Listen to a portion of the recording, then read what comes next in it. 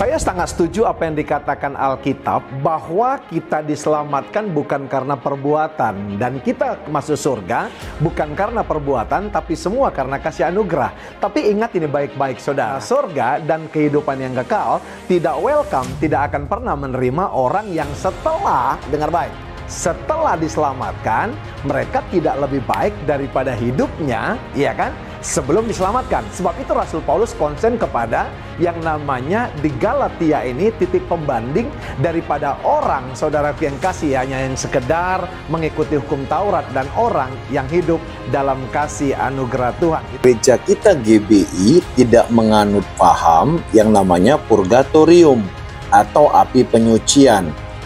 Orang-orang yang berdosa semasa hidupnya, yang bergelimangan dengan kejahatan, lalu mati masuk neraka, dan setelah disucikan, maka dimasukkan ke surga. No. Sebab apa saudara? Sebab kita juga menolak konsep daripada keselamatan yang berkata sekali selamat tetap selamat. Ketika seseorang tidak mengerjakan keselamatannya, maka keselamatan itu bisa hilang. Sebab itu saudara, perikop kita hari ini, ya kan, menyodorkan kepada kita supaya kita tidak jemu-jemu, ya kan, mengerjakan pekerjaan dan perbuatan baik, ya kan, supaya kita tidak menjadi lemah.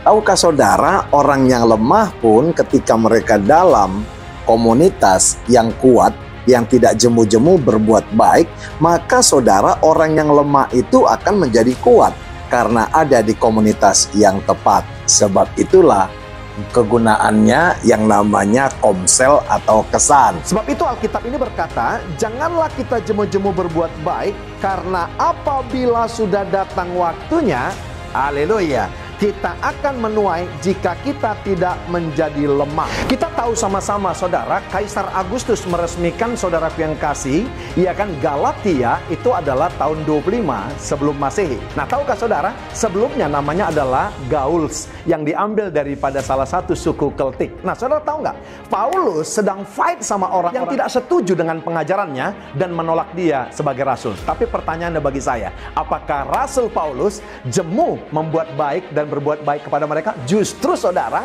Rasul Paulus mencatatkan dia tidak jemu-jemu berbuat baik. Karena apa saudara yang kasih? Semakin besar saudara, ya kan, tantangannya, bagi Rasul Paulus itu menjadi challenge dan tantangan. Makanya saudara, hidup ini orang berbuat jahat kepada engkau, kasih kebaikan. Saya mau berkata kepada saudara, haleluya, ini dia poinnya saudara, biar kita mendapatkan point of view, iya kan, ada view yang baru. Saudara yang kasih, kalau kamu baik, saudara yang kekasih, kepada orang yang mencintai dan menyayangimu, itu biasa saudara.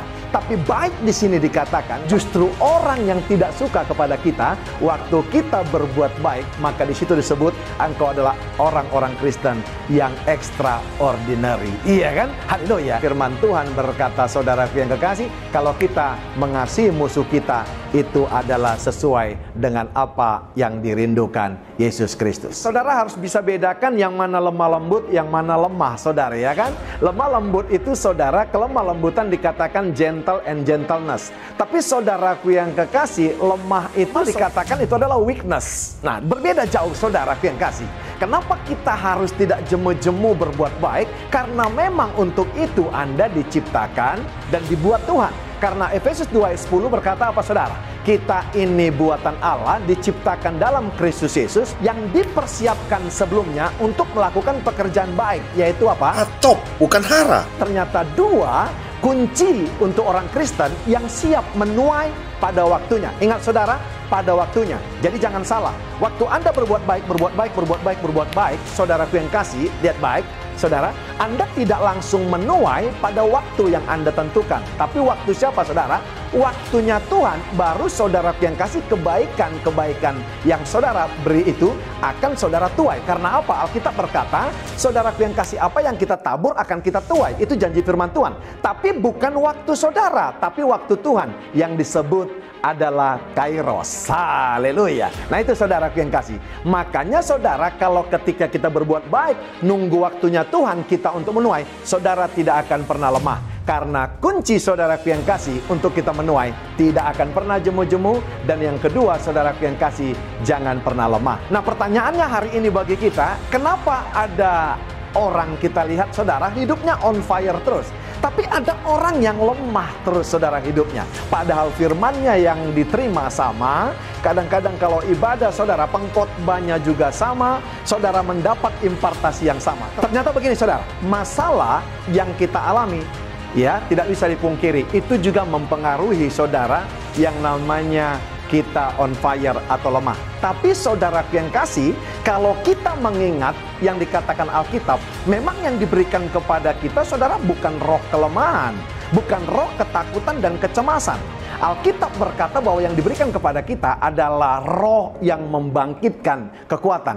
Nah, bahkan dikatakan 1 Yohanes 4:4, roh yang ada pada kita lebih besar daripada roh yang ada dalam dunia ini. Jadi saudara, nggak ada ceritanya saudara harusnya orang Kristen menjadi lemah. Saya mau berkata kepada saudara, lihat baik, orang-orang Kristen yang lemah itu adalah menjadi keputusan dan pilihan kita. Karena apa? Ayat-ayat yang saya sebutkan tadi sudah menyatakan bahwa kita harusnya orang-orang yang on fire. Nah, pertanyaan kedua, kenapa ada orang yang on fire, kenapa ada yang lemah? Ternyata, haleluya, ini yang tidak kalah pentingnya, dan di gereja lagi marak. Karena apa? Anda terlalu banyak investasi waktu kepada orang-orang yang toksik. Iya kan? Haleluya. Apa toksik saudara? Orang-orang saudara yang membawa racun yang melemahkan saudara. Iya kan? Haleluya. Apa itu saudara? Iya kan? Pembicaraan-pembicaraan yang tidak membangun. Biasakan diri saudara berteman, berkomunitas sama orang yang apinya saudara yang kasih Lebih besar daripada saudara. Kalau saudara berteman sama orang yang menjatuhin orang, menjelekkan orang, buang waktu saudara, ya kan, investasi yang terlalu lama, saudara sama komunitas yang toksik, maka Anda tidak akan pernah menjadi kuat. Orang-orang yang toksik tidak akan pernah berbicara tentang visi, tapi berbicara tentang kekurangan orang lain. Haleluya. Ada begitu banyak orang berpikir kalau melakukan kebaikan hal yang besar. Tahukah saudara? Iya kan? Saudara boleh nggak punya uang, tapi saudara punya senyum. Karena senyuman itu lengkungan kecil tapi banyak meluruskan masalah. Ketika Anda senyum, Anda sudah menjadi baik. Nah saudara, kenapa tadi saya katakan kalau engkau baik terhadap temanmu yang baik kepada engkau itu biasa. Tapi kalau engkau baik terhadap musuhmu itu yang dahsyat dan luar biasa. Saudara nanti baca saudara pelan-pelan Kejadian 50, bagaimana Yusuf waktu didatangi orang yang menjahatinya, orang yang tidak baik kepada dia. Lihat baik, Kejadian pasal 50 berkata apa? Waktu yang jahat datang saudara-saudara Yusuf kepada dia, setelah Yusuf saudara yang kasih menjadi orang besar, dia berkata begini, jangan takut, aku akan menanggung makanmu dan makan anak-anakmu. Haleluya. Demikianlah ia kan, menghiburkan mereka dengan perkataannya. Haleluya. Jadi Anda boleh nggak punya uang, saudaraku yang kasih, Anda boleh nggak punya harta, tapi Anda boleh berbuat baik dengan apa? Perkataanmu dan senyumanmu yang memberkati orang lain. Injil bukan bicara tentang retorika dan teori, sebab sesungguhnya kita yang tidak pernah jemu dan lemah melakukan hal yang baik adalah Injil yang terbuka, yang siap dibaca dengan sesungguhnya. God bless you all.